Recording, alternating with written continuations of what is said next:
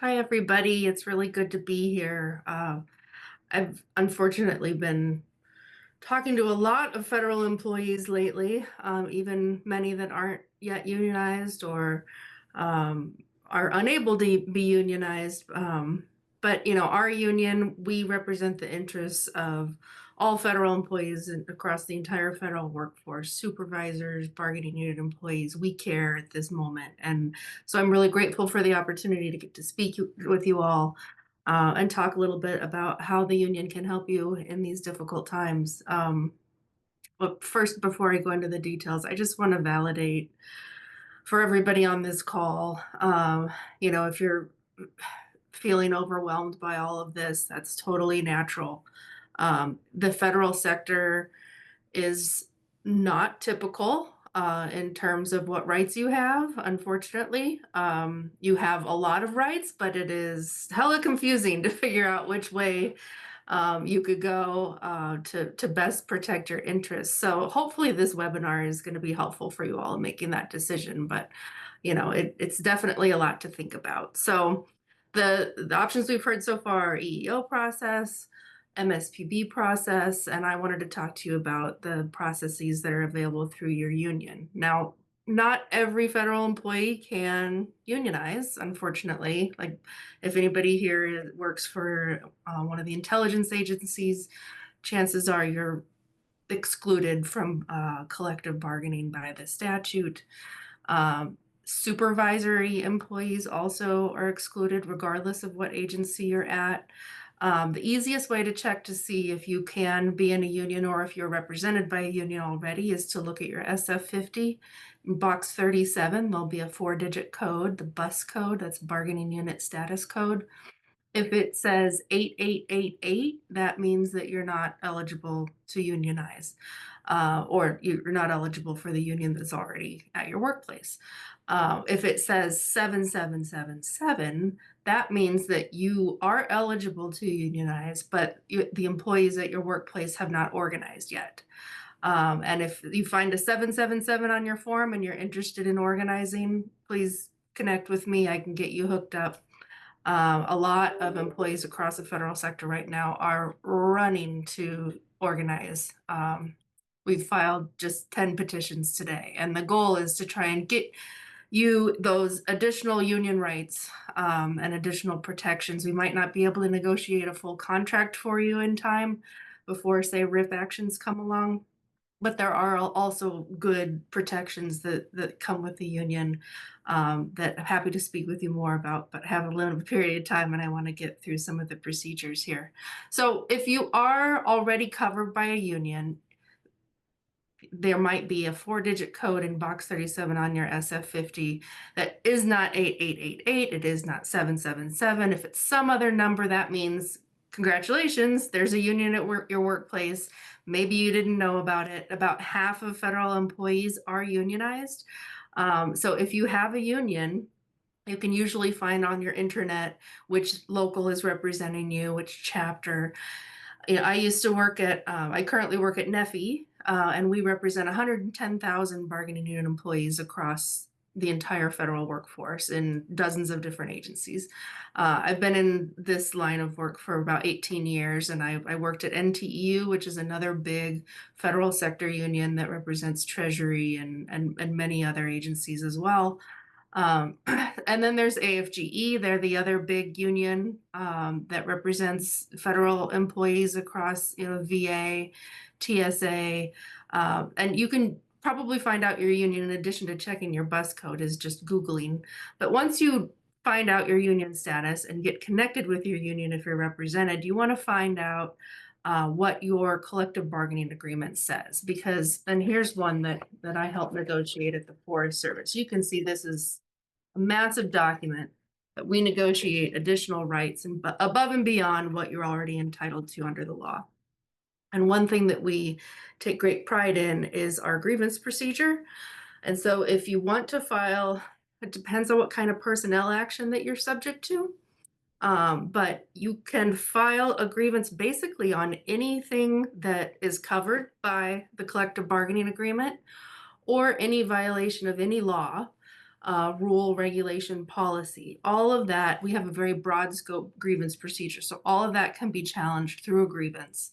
And right now we have, in this terrible environment, different prospects for these different venues. So, we've seen a new EEOC chair put in place. We've seen MSPB members fired and then return back to duty.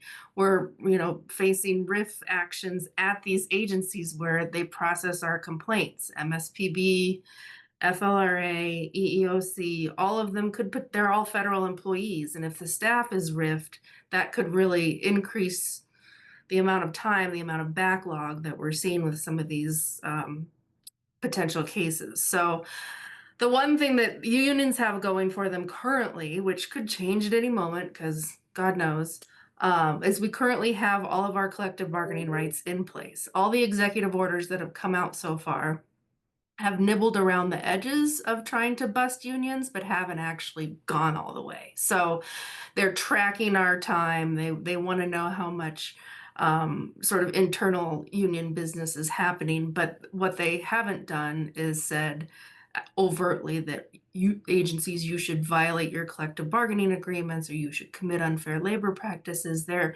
staying within the law currently. And so what that means is employees can unionize and they can absolutely file grievances through our grievance procedure. Like I said, you can basically challenge anything in a grievance unless it's specifically excluded from the procedure, and each collective bargaining agreement has those specific exclusions listed.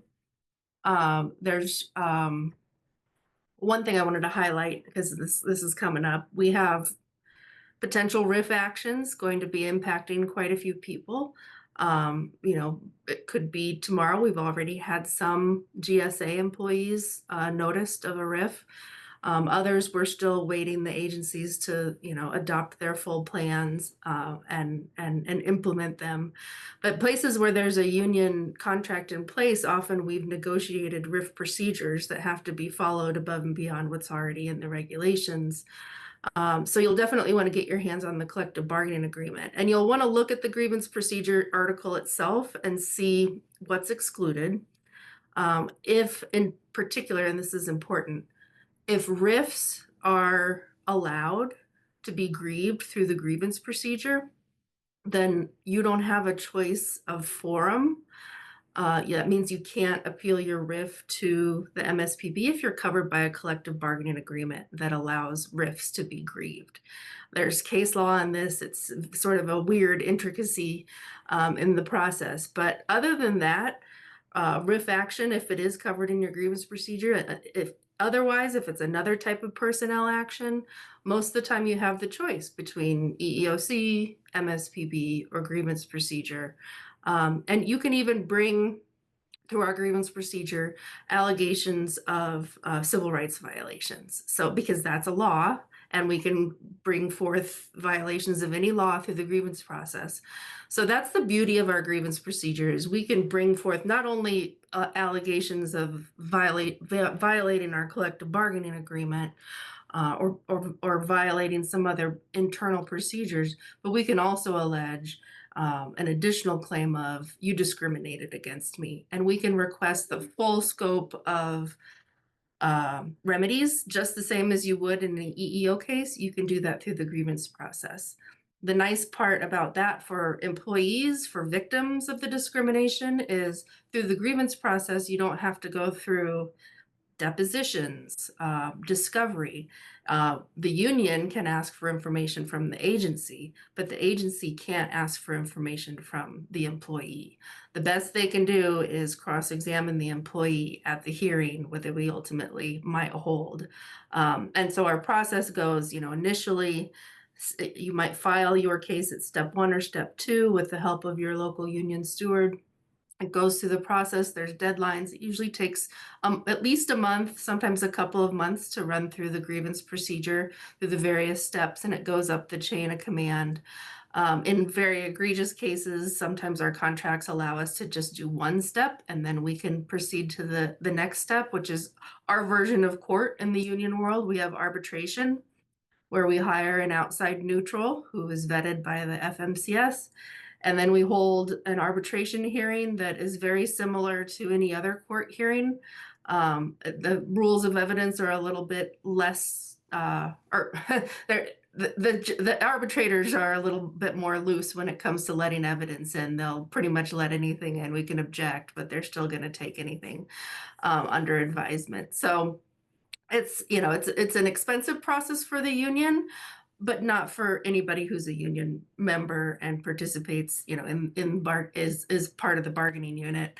Um, that's part of the idea behind joining a union is, you are part of the collective and everybody kicks in their dues dollars, so that if the time ever comes that you need legal assistance or even assistance from a steward going into a meeting, and you invoke your Weingarten rights to have an advocate there with you, you don't have to pay for that out of pocket. It's part of the union's kitty we will put toward defending your rights. So if you are eligible to join a union and you haven't yet, please join.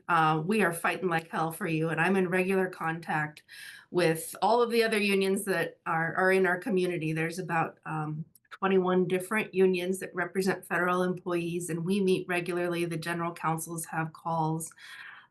We have been filing lawsuits like crazy, winning some, and hopefully winning others, but it is early in the fight. And unions definitely need all the support that you can get. So please plug into your union community. And I'm so glad to now be a part of this community, because just like in a natural disaster, when something terrible happens, you really learn who your friends are and who's going to come out and help. We're and that's not a perfect metaphor, but that's the situation we're in right now. And the unions definitely want to help each and every one of you, and we will utilize our grievance procedure to the maximum extent possible, even invoking discrimination based on your sexual orientation. All of that is fair game in the union world, and we want to stand for it and fight for it because it's so important. There's one more thing before I pass it back to Hai. Right now, the unions are planning for what we expect to be a massive wave of all types of appeals: OSC appeals, MSPB appeals, EEOC complaints, union grievances. It's going to be very, very busy on the litigation side of things coming up this summer. And so what we have done through the umbrella of the AFL-CIO, we have organized all the federal sector unions along with some nonprofit groups and volunteer lawyer organizations to prop up this. It's a network of lawyers, volunteer lawyers who want to help federal employees. We are building the system right now, and it's not this. I don't even know if I'm technically allowed to announce it yet, but I'm going to, because it's so important that this resource is coming. And what it will do is it will match a federal employee with a few volunteer lawyers who have said they want to help feds. And it should be up and running in the next couple of weeks. My email, if you want to reach out to me personally, I can keep you posted. We can also keep all of the people who signed up for this webinar posted on my event there we go. It's right there. My email, ypiacek, YPIACSEK @nephi.org. Let me know if you're interested if say you're a lawyer yourself, and that's what we're looking for right now is more volunteer lawyers, because we just don't have enough really to meet the expected demand. And so if you're interested, or of a lawyer who would be willing to lend some time and passion and heart to all of these battles coming up, please ping me on my email. We'll get in touch. And then, of course, watch for more communications on this in about 2 weeks, hopefully about 2 weeks, could be 3. This is a massive undertaking of thousands of lawyers coming together to try and help our community.